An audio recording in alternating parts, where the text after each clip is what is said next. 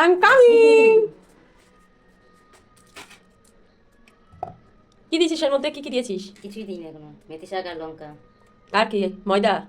ময়দার মধ্যে কি দিয়েছিস?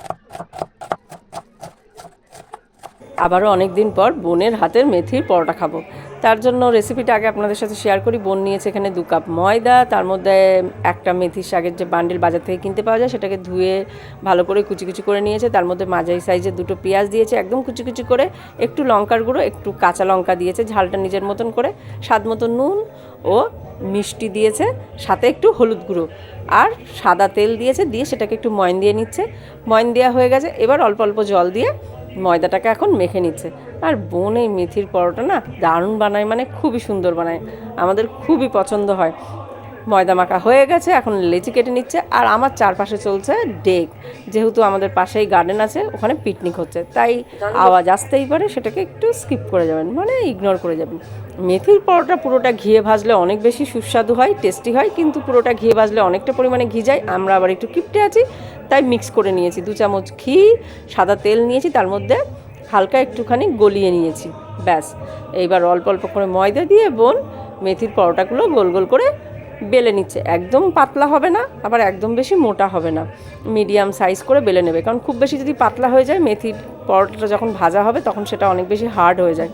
আর খুব বেশি মোটা হলে ভাজতে অনেকটা সময় লাগবে, তাই একদম মিডিয়াম করে, একদম পাতলা না আবার একদম মোটা না। আর আমি ক্যামেরাম্যান, বোন যদিও বা ভিডিও করা একদম পছন্দ করে না, কিন্তু এটা তো আমার কাজ, তাই আমি অবশ্যই ওর মুখেও ভিডিওগুলো করি।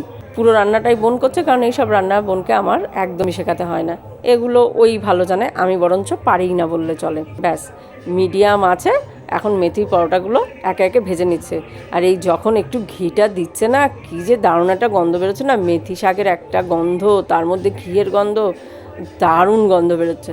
আর ও মেথি শাকের পরোটাটা খুব বেশি একদম করকরে করে না, মানে মেথির পরোটাগুলো বেশ সুন্দর একটা রং হয়। মেথির পরোটার ওপরের রঙটা দেখেছেন? পুরো ভেতরে যে শাক রয়েছে সবুজ অংশ পুরো বেরিয়ে এসেছে, আর যা সুন্দর গন্ধ হয়েছে না। আজকে সন্ধ্যের টিফিন হলো মেথির পরোটা টমেটো সস দিয়ে, সাথে আছে আদা দিয়ে লিকার চা, পুরো জমে ক্ষীর। কারণ আমাদের বাড়িতে লিকার চা আদা ছাড়া খাওয়াই হয় না, গরম গরম শীতের সময় কী যে দারুণ এই সন্ধ্যের টিফিনটা, কী আর বলবো। চলুন আর কি, আপনাদের দেখিয়ে দেখিয়ে এখন খেয়ে ফেলি।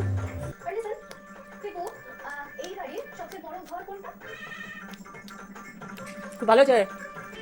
রাঁধুনির ফর্মা কত একটু রান্না করতে পারে, তো এইসবগুলো দেখ। হ্যাঁ, তুই যেমন ডাল ভাত মাছ ঝোল এসব ভালো পারিস, তেমন আমি এইগুলো ভালো পারি, তাই আমি এইগুলো করি।